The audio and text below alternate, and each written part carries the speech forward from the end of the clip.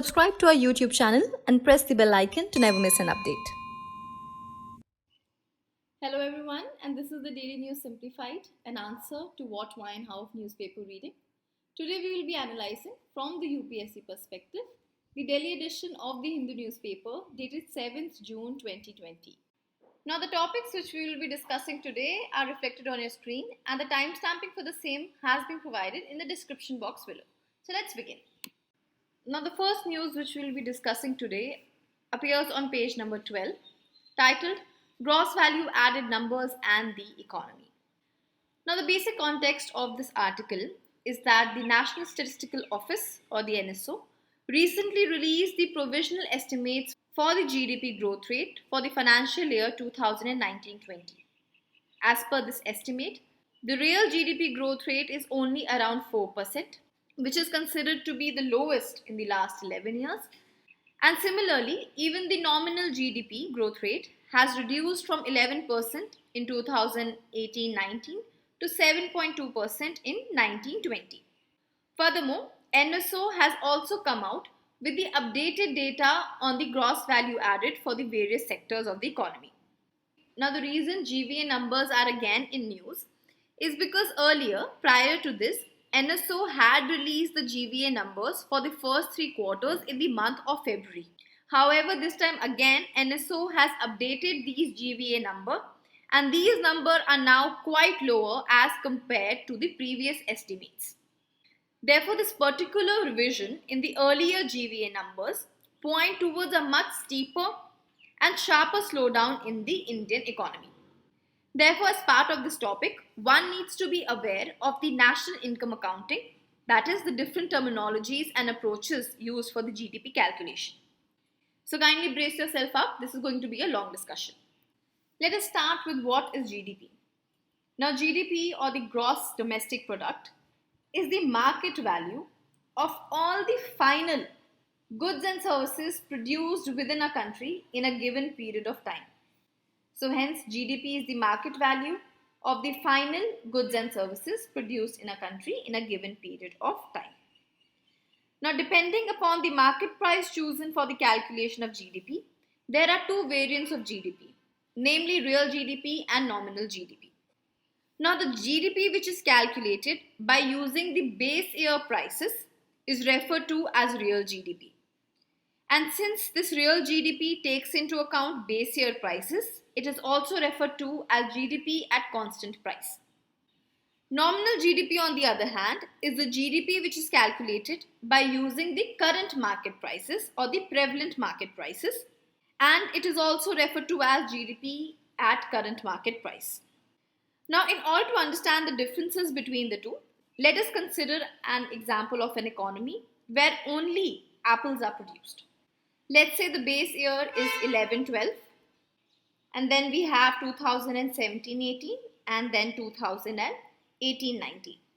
So let's say in 2011-12, which is our base year, quantities of apple produced was 10 and the price was rupees 5. Now in 2017-18, let's say the quantity produced is 20 and the price increases to rupees 10. Now here for 2017-18, we have to calculate the real GDP. We will take the quantity which is 20 and then we are going to multiply this quantity with the price of the base year which is rupees 5. So the real GDP will come out to be rupees 100. However, if we want to calculate the nominal GDP, we will calculate the production at current market prices which is 20 into rupees 10, which comes out to be 200. Similarly, let's say for the year 2018-19, the quantity is 30 and the price is 15. So here, if we have to calculate the real GDP, we will multiply the quantity with the price of the base year, which is 5 rupees. So it will come out to be what? 150 rupees. And the nominal GDP, on the other hand, 30 into the current prices, which is the 15, which is 15 and which comes out to be 450 rupees. Hence, if we analyze this trend, we will see that the real GDP growth stands at 50%. However, the nominal GDP growth stands at 225%. So by now you would have understood what exactly is happening here. The nominal GDP can increase even without increase in the production of goods. Because the nominal GDP can increase only when the prices of goods and services are increasing. However, on the other hand, the real GDP takes into account increase in the quantity of the good as compared to the base year. So the basic idea here is that real GDP is adjusted for inflation. Because obviously from 2011-12 to 2017-18, there will be inflation and prices of goods is bound to rise. Hence, this increase from 5 to 10 does not necessarily means that there is growth in the economy. This can also be due to inflation caused due to the price rise. Hence, nominal GDP can increase even when only the prices of goods and services are increasing, but not the real production. However, it is the real GDP which tells us that the quantity of goods produced in the economy is increasing. And after all, we are concerned with the quantity because increase in the quantity means that the economic activity is increasing and hence production in the economy is also increasing, thereby increasing our growth rate. Another thing you need to keep in mind, if the nominal GDP is more than the real GDP, then it denotes inflation in the economy.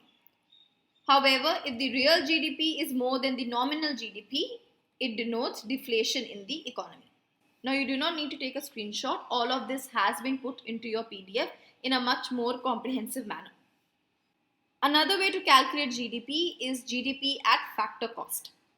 As the name suggests, the GDP is calculated by taking into account the total value of factors of production such as land, labor, capital, etc. Because all these factors of production are needed for production of any goods and services. Now, in case if we are calculating GDP by using the total value of factor of productions, then we will call it GDP at factor cost. And to calculate GDP at factor cost, we need to subtract indirect taxes and add subsidies from the total value of GDP at market prices.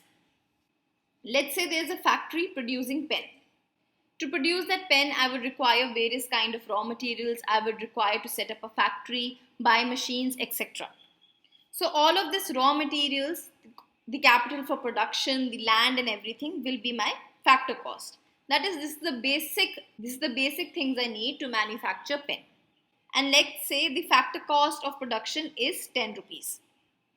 However, when this pen will go and sell in the market, its cost will be around 15 rupees. So where does this difference come?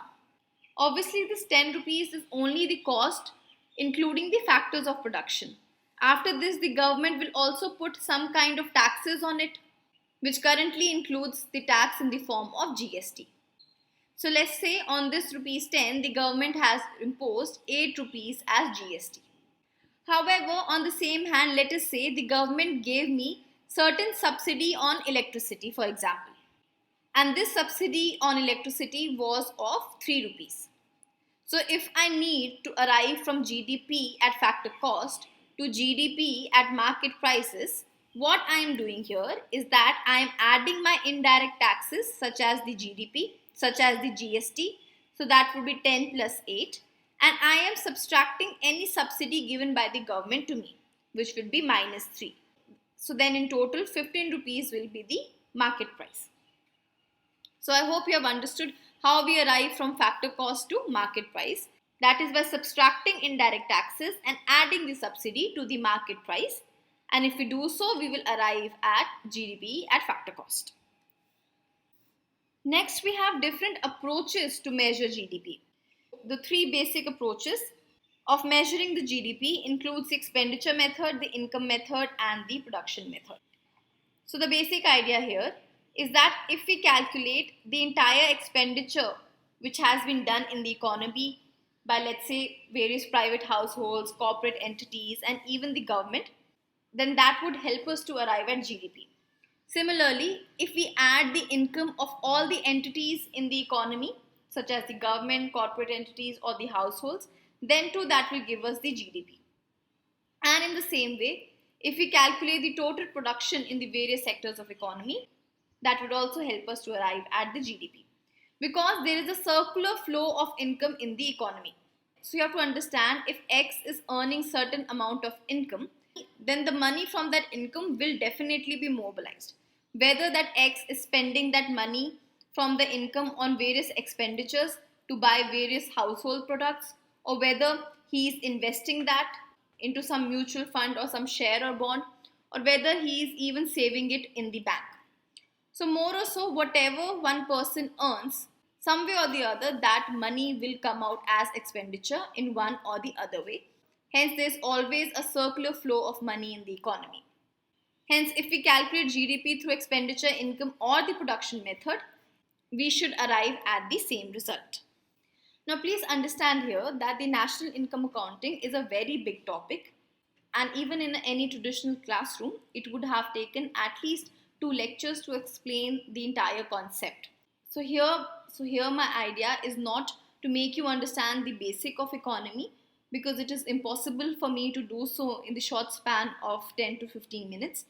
However, I'm trying to briefly revise all these topics so that when we talk about GVA, you are in a better position to understand about it. Now let us see what is gross value added. Now, to simply say, gross value added is defined as the value of total output minus the value of intermediate consumption. Now, this term gross value added is something you all should be familiar with if you have understood what is GST. In GST also, we take into account the gross value added. So hence, if we want to measure the gross value added, we would be required to deduct the cost of raw material and other intermediate consumption from the total output in the economy. Now, before I explain GVA to you with help of example, please remember that GVA is considered as the measurement of the economic activity from the perspective of the producer or the manufacturer, and not from the perspective of the consumer. From the perspective of consumer, we take into account the market prices. However, in GVA, we talk about factor cost or the basic prices. But let us first understand what GVA is. Now, let's say there is a farmer. Okay, he has wheat and he goes and sells this wheat for rupees 100 to a flour mill owner. Now, this flour mill owner has the wheat. He has given the farmer rupees 100, and then in his mill, he produces the wheat flour. And let's say he sells this wheat flour for 120 rupees to Nestle company to make the Maggi atta noodles. Now here the Nestle company has got this wheat flour for 120 rupees, and then it processes this wheat flour in its factory, adds all the other condiments and everything which it needs to do. And then, for example, let's say it is selling this Maggi at rupees 150. Now here, if we calculate the total value of goods, then that would be rupees 100 for the wheat, rupees 120 for the wheat flour, and then rupees 150 for the Maggi atta noodles, total being 370. So this is the total value of goods. However, if we want to know the total value of intermediate goods, then that value will be rupees 100, because this rupees 100 was the basic raw material for the flour mill. So it is intermediate production. So this rupees 100 for the flour mill, and then this rupees 120 for the Nestle company. Because for the flour mill, this wheat at rupees 100 was the raw material, and for the Nestle company, this wheat flour at 120 rupees was the raw material. So if we add 120 plus 100, we arrive at 220 rupees. So the total intermediate goods will be 220 rupees. Now coming back here the value addition will be what? It will be rupees 100 only, because the chain starts from here. However, for the flour mill owner, how much value has he added? He already paid rupees 100 for the wheat, and then through his processing, he sold this wheat flour to Nestle at 120 rupees. So basically the value which he added was only of rupees 20. So hence the value added at the level of the flour mill will be 20 rupees. And then similarly, what did Nestle do? It bought the wheat flour for 120 rupees as raw material, and then did certain production, added condiments and everything, and finally sold the Maggi at 120 rupees. So the value he added is only 30 rupees, which is 150 minus 120, which gives us 30 rupees. So hence the total value added is only 100 plus 20 plus 30, that is 150 rupees. And here if we apply our formula also, then value of total output is 370 minus value of intermediate consumption, which is 220, and if we do the calculation, we come at 150 rupees, which is the gross value added. Next thing which we need to understand is that GVA also can be measured in two ways, that is GVA at factor cost or GVA at basic price. But before we go on to learn the formula for these two, we first need to understand the difference between production taxes and product taxes. Now, production taxes are all those taxes which is imposed by the government on a particular industry to produce certain goods and service. Let us now take the same example. I have to manufacture pen, therefore I first have to install a factory. Now, to get into the business of pen manufacturing and to install the factory, I need to give certain registration fee for certain kind of licenses. I need to pay the land tax. I need to pay certain kind of stamp duty, etc. So you see, this production tax is not dependent on the volume of the production I'm doing. So even if, let's say, I'm producing 1000 pens in my factory, or let's say I am producing only 10 pens in my factory, this production tax is not dependent on the value of my production. This is the basic tax any person has to pay for a particular industry if they need to produce certain goods and service, and they are not dependent on the volume of production. On the other hand, the product tax is the tax which is applicable on the actual volume of the production. So for example, if let's say I am producing 1000 pens, then I have to give more GST as compared to the GST I would be paying if I'm just producing, let's say, 10 pens. Some other example of product tax would be the VAT on fuel, the excise duty on liquor, GST, etc. So this is the basic difference between production tax and product tax. So if I need to find out the GVA at basic price, I need to add the production taxes and minus the production subsidy from GVA at factor cost. Already we have understood the concept of factor cost, that is land, labor, capital, etc. So let's say whatever a manufacturer is paying as wages to his employees, as interest on the loan or the capital he has taken, or the profit which he is paying to his investors, or the rent which he is giving for land. All these are his factor cost. And if in that factor cost we are adding the production taxes, that is, let's say the registration fee or the stamp duty or the land tax, and if at all the government is providing any kind of production subsidy in the form of, let's say, electricity subsidy or water subsidy, etc., then that will be subtracted. So if we add the production tax and minus the production subsidy, we will arrive at GVA at basic price. Now please, as I mentioned earlier, GVA is calculated from the perspective of the producer or the manufacturer and not from the perspective of the consumer, because the consumer buys a product at market price, and this market price includes all kind of indirect taxes such as GST, etc. So this brings us to the next part, which is the relationship between GVA and GDP. So if to the GVA at basic price, we add the indirect tax. Here the indirect taxes would mean the GST or the VAT on fuel or the excise on liquor, and subtract the subsidy, then we would arrive at GDP at market prices. So the difference here is that usually the GVA at basic price is used for estimation of contribution of a certain sector of an economy. Hence GVA is sector specific, whereas GDP is to show the overall size of the economy. Now, having understood the concept of GVA, let us talk about what is the importance of GVA. Now, the GVA data is crucial to understand how the various sectors of our economy is performing.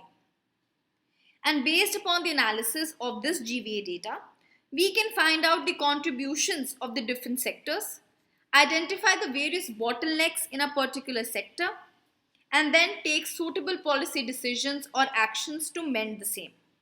Further, the adoption of GVA at basic prices has enabled us to conform to the global best practice of national income accounting. Now, in the year 2015, the government made certain changes in GDP calculation so that India can conform to the UN system of national accounting of 2008. Some of the changes which were introduced were: earlier, GDP growth was calculated at GDP at factor cost at constant prices, but now it has been changed and we now calculate GDP at constant market prices. If you will remember, how do we arrive from factor cost to market price? Is by adding various indirect taxes and subtracting the subsidies.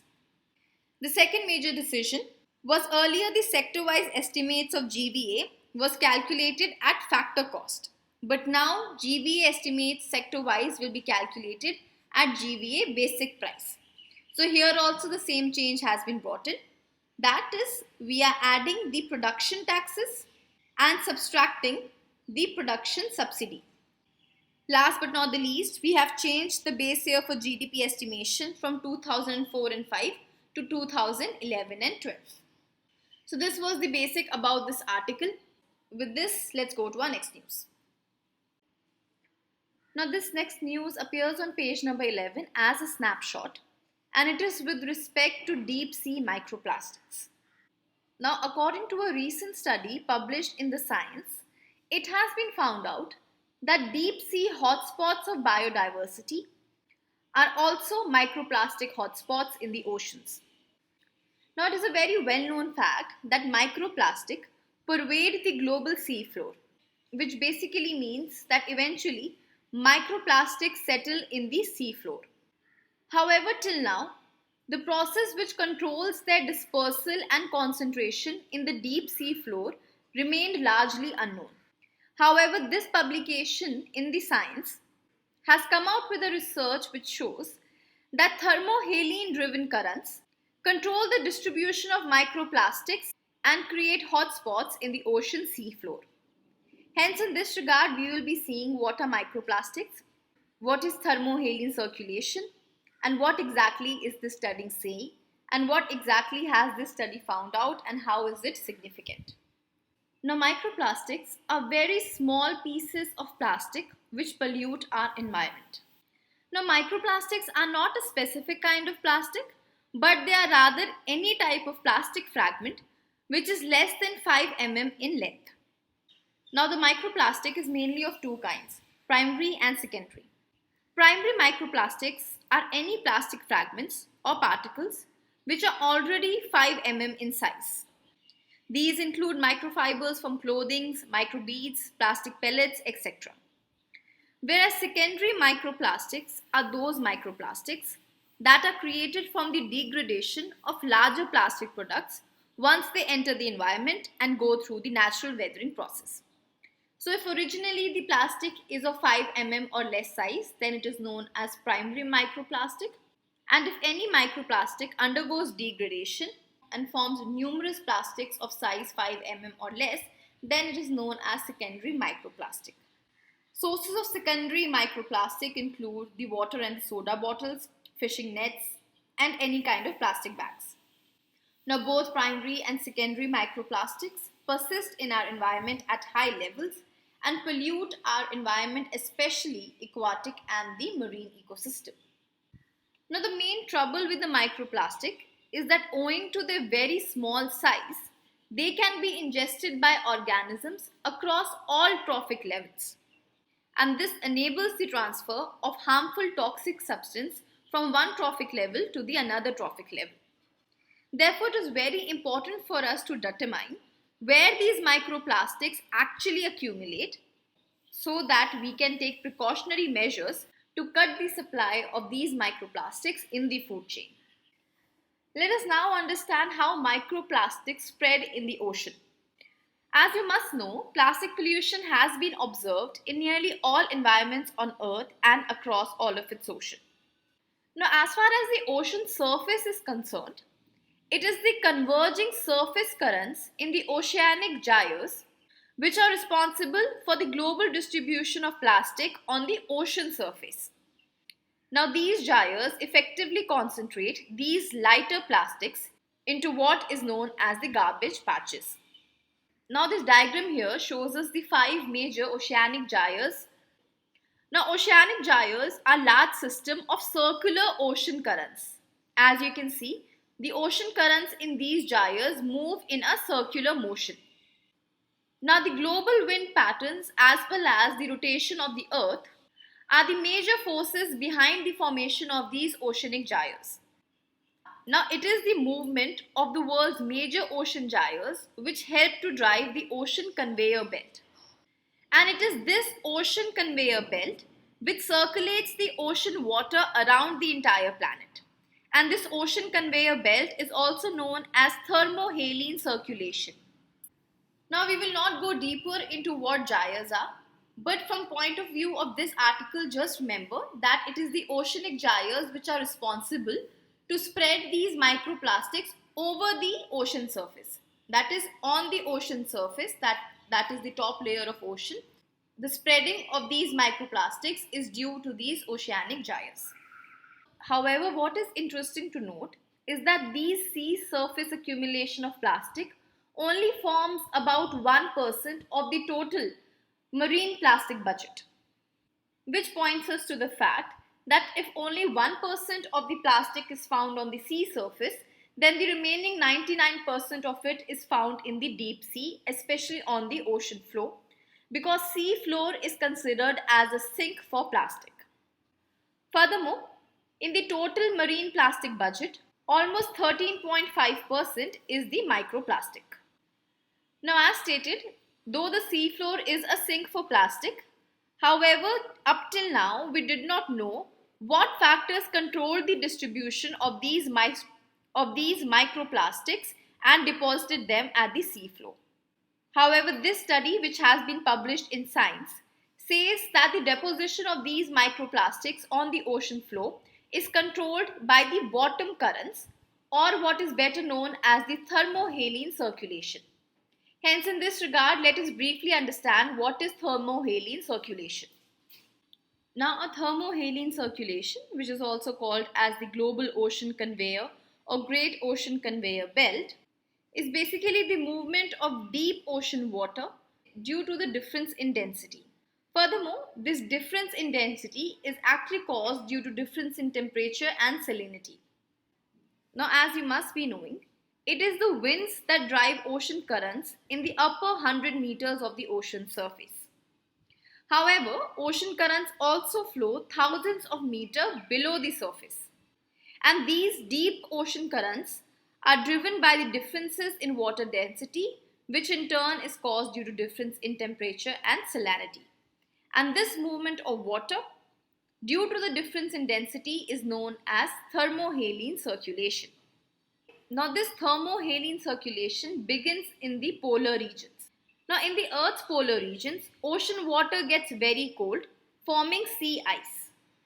And due to this, the surrounding sea water gets saltier. The reason is, when the ice forms, the salt is left behind.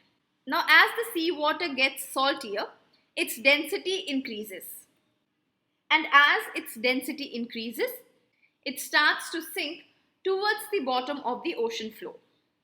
Now, when the cold polar water is sinking to the bottom of the ocean floor, surface water is pulled in to replace this sinking water, which in turn eventually then again becomes cold and salty enough to sink back again.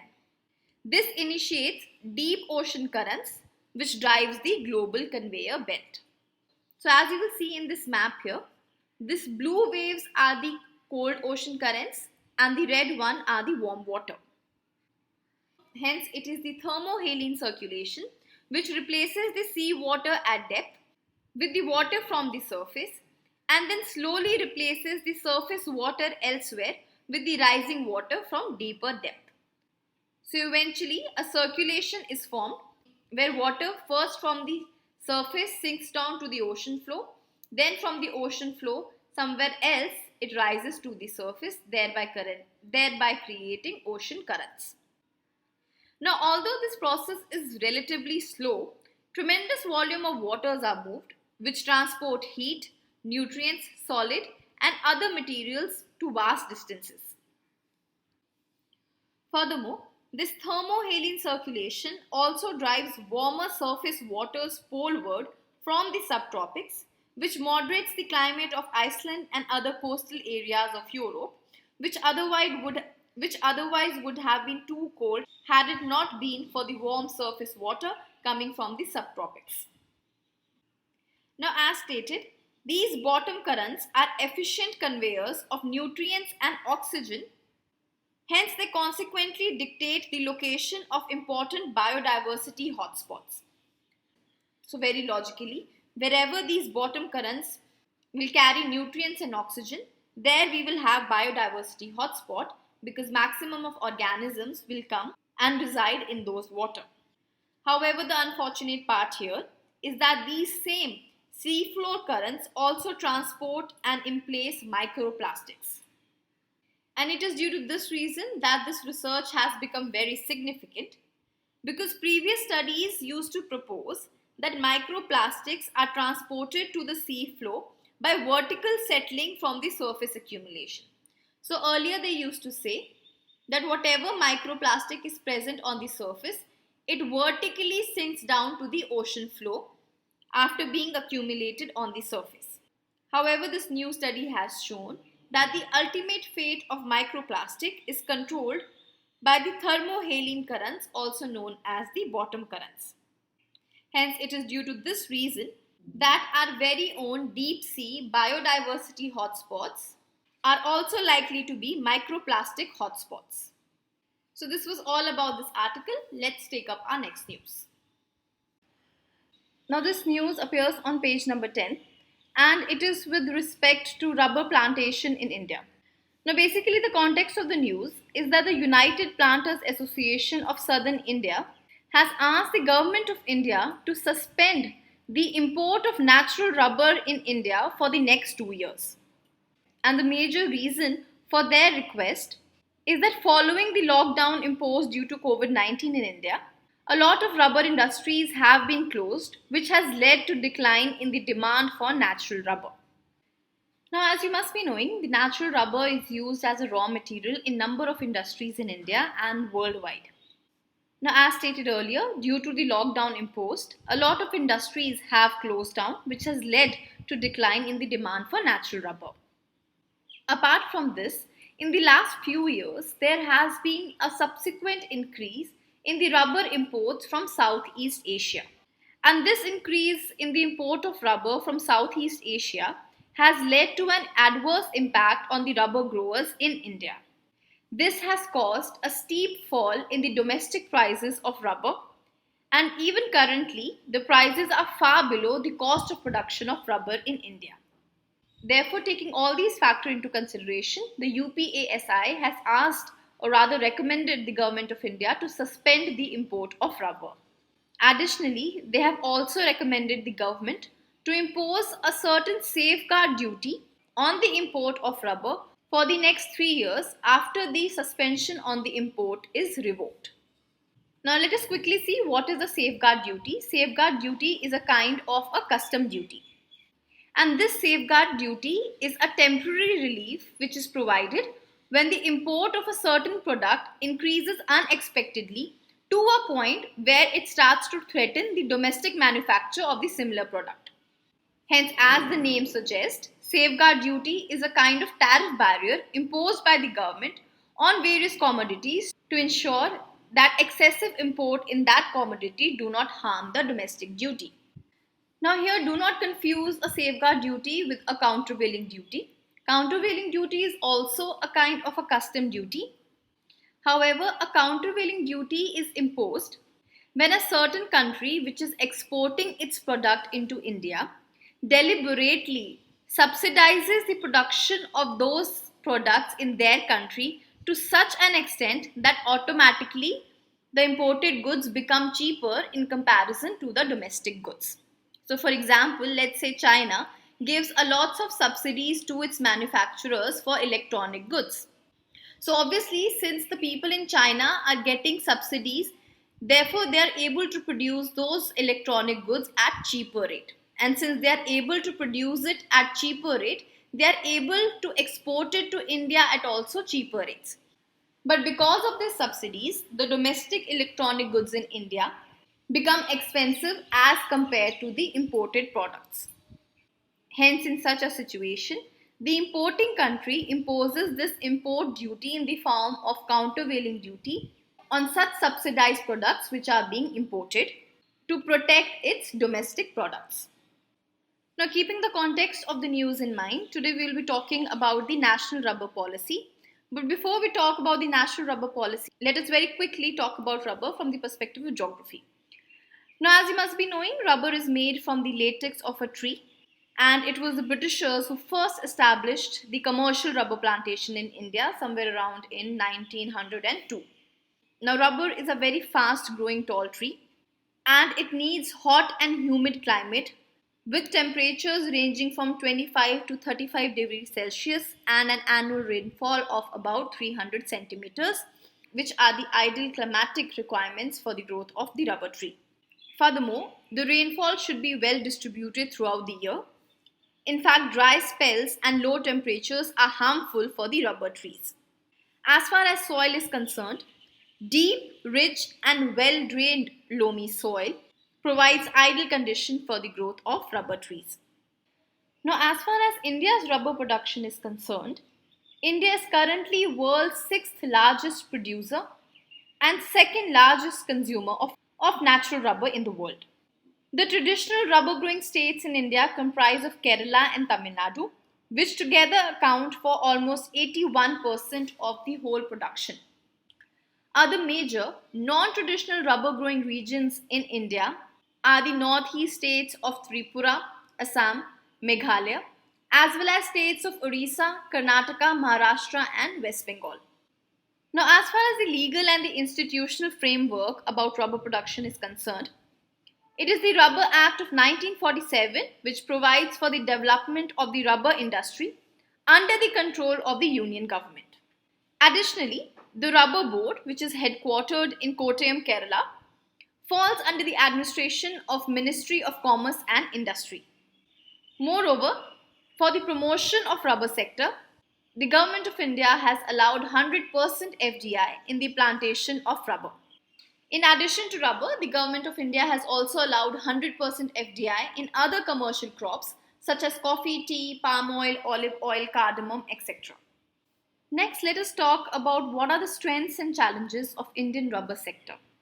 The biggest strength of the Indian rubber sector is that we have an already existing rubber production manufacturing industry, and our domestic rubber products manufacturing industry is very capable of consuming the entire rubber produced in the country.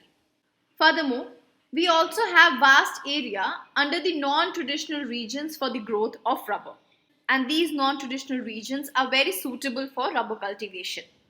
Additionally, we have a very strong and systematic rubber research in India, and we also have a very well-knit network of growers which comprises of various rubber producers society. However, despite these strengths, the Indian rubber sector faces a lot of challenges as well. The major challenge is the saturation of area in the traditional regions. As we discussed earlier, it is Kerala and Tamil Nadu which comprise of the traditional area for the growth of rubber. However, the area available for rubber production in these traditional regions of Kerala and Tamil Nadu is now being saturated. Hence, we are falling short of new areas to grow rubber. However, this challenge is met by the fact that we do have other vast areas in the non-traditional regions to cater for the growing demand of rubber production. Another impediment in the growth of rubber industry is the volatility in the global prices for the rubber as well as various low price situations. Another issue which India faces is the stagnation of the non-tire rubber manufacturing industry. Now, majority of the rubber which is produced in India is used for manufacturing of tires. And because of this, the non-tire rubber manufacturing industry, that is where we are manufacturing rubber for uses other than the tire production, has come to a stagnation or a standstill. Hence, what is required is to diversify the rubber manufacturing industry in India. Now, though to counter the problem of saturation of area in the traditional regions, we do have the availability of other non-traditional regions in our country for the production of rubber. However, such non-traditional regions face various other kinds of constraints in the form of institutional and infrastructure impediments. Therefore, even though we do have such vast areas in the non-traditional regions, but we need to equip these non-traditional regions with all the required institutional and infrastructure readiness so that they can replace the traditional regions in the coming years. Lastly, let us talk about certain important contours of the national rubber policy. The first point is with respect to the status of natural rubber. It has been recommended that the government must explore the possibility to treat natural rubber as an agricultural product. And any and all income which comes from natural rubber should be treated as agriculture income for all practical and legal purposes. Because currently natural rubber is not treated as an agricultural product. Secondly, we need to bring sustainability in the production of rubber in India. For this, it has been recommended that the government must explore the possibility of increasing the area under the rubber production so that by the year 2030, we are able to meet 75% of the requirement of natural rubber domestically. That is, at least 75% of our natural rubber requirement should come from the rubber which is being grown in India domestically so that we can reduce our dependence on imports. Thirdly, we need to focus on our import-export policy. Now, over the last few years, the import of natural rubber has seen a significant increase. Hence, in this regard, the import policy of natural rubber should be made in such a way so that we can give protection to our domestic rubber growers. And this the government can do by imposing various import duties so that the growing import of rubber does not influence our domestic prices. From the export perspective, we need to promote the brand of the Indian natural rubber so that in the international market we can distinguish our Indian rubber for its assured and consistent quality parameters. Fourthly, we also need to revamp our institutional framework. Now, with a view to streamline the objectives which have been envisaged in this rubber policy of 2019, even the functioning of the rubber board has to be aligned with the policy requirements. And last but not the least, we need to enhance the productivity of natural rubber in our country. Now, as I mentioned earlier, one of the strengths of the Indian rubber sector is the prevalence of a strong R&D. However, what needs to be done is that we have to enhance the capacity of these existing departmental nurseries under the rubber board so that we can invent more genetically superior and better quality of planting materials. So the basic idea is to enhance productivity by investing more in R&D so that we can grow much more genetically superior and better quality of rubber in India. So this was all about this article. Let us take up our next news. Now this news appears on page number 11 titled Serotonin Triggers Desert Locust Swarms. Now already the topic of locust swarms has been discussed very comprehensively in the DNS dated 31st May by Mangal sir. However, this article in particular talks about a very specific point related to the locust swarms. Now the author in this article is highlighting that rather than finding new ways of killing locust swarms, we need to research why the locust gathers in the swarms in the first place to attack the crops. Now, locust is not a local problem. It is not just India which faces the problem of locust swarms, but even Africa, Iran, West Asia and parts of Australia is tackling with it. Now, so far, the methodology of containing the locust swarms has to be to detect them and then kill them. However, the author feels that more research is needed regarding the gathering of thousands of locusts in a swarm. Now, insect biologists have long known that locusts are otherwise very reclusive insect and hardly mix with others in the same group. However, despite their nature, something happens during the harvest season that they gather in swarms and start attacking the crops. Hence, the author believes that if the researchers are able to find out about this social transformation of locusts from being reclusive to gathering in swarms, then there is a possibility that we might put an end to this problem of locusts gathering in millions attacking crops across the continent. Now, let us see the reason why the otherwise reclusive locust gathers in swarms. Well, there is a research paper which has highlighted that this sociological change in locusts to gather in swarm is because of a certain change in their central nervous system. And this change in their central nervous system is caused due to the secretion of an hormone known as serotonin. Now, it is the serotonin which affects their mood as well as their social behavior. Hence, the author is of the opinion that rather than killing the locusts altogether, we should in the first place try to prevent them from forming a swarms by spraying certain serotonin inhibitors. Because these serotonin inhibitors will reduce the level of serotonin responsible for swarm formation in locusts. However, more research is required in this area. Lastly, the author has also cautioned on the present practice of spraying insecticides on the locust because of its side effect on the crops. Hence, the author concludes by saying that more research needs to be done on spraying various biopesticides such as the serotonin inhibitor, because this would not only be environment friendly but will also have less impact on human and food. So this is all about this article. Let's take up our next news. Now this next news appears on page number 12 and it is talking about certain basic terminologies related with the COVID-19 outbreak. Now since today's DNS has already been very lengthy and in the last 1 to 2 months we have covered every aspect of COVID-19 terminology, it's not prudent to talk about these terminologies again in detail. However, as a revision, we will go through them very quickly. The first is COVID-19. Now, COVID-19 is the name of the disease and this term has been coined by World Health Organization. Now, in the term COVID-19, CO stands for corona, VI stands for virus, D stands for disease and 19 stands for 2019, that is the year in which the first case was detected. Now, please remember that COVID-19 is the name of the disease, whereas the name of the virus causing this COVID-19 is Severe Acute Respiratory Syndrome Coronavirus 2 or SARS-CoV-2.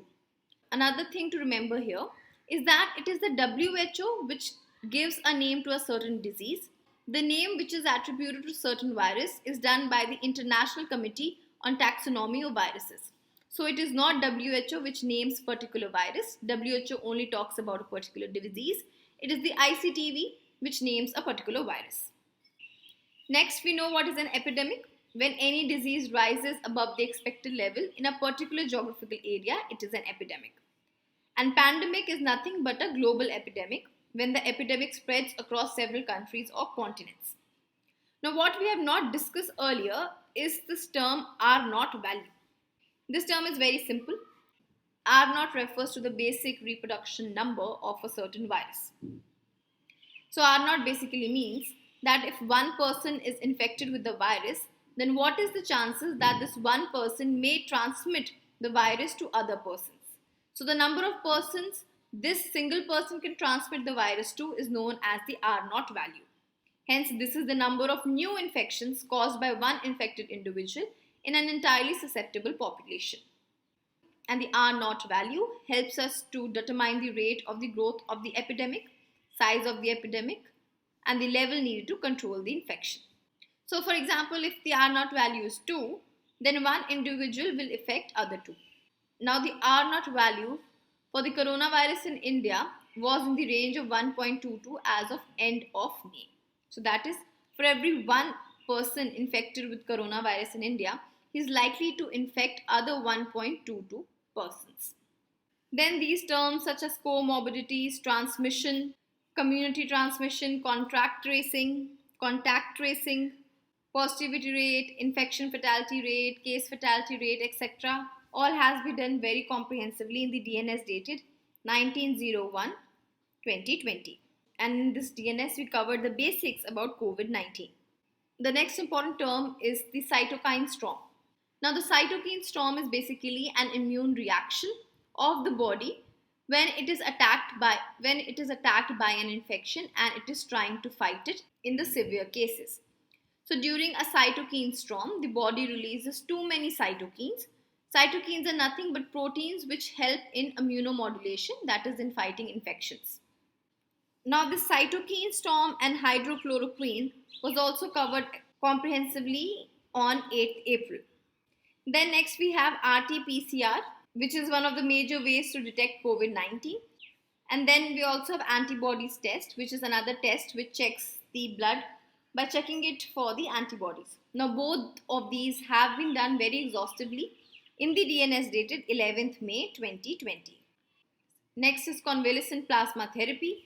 Now, the CPT has been covered on 10th April.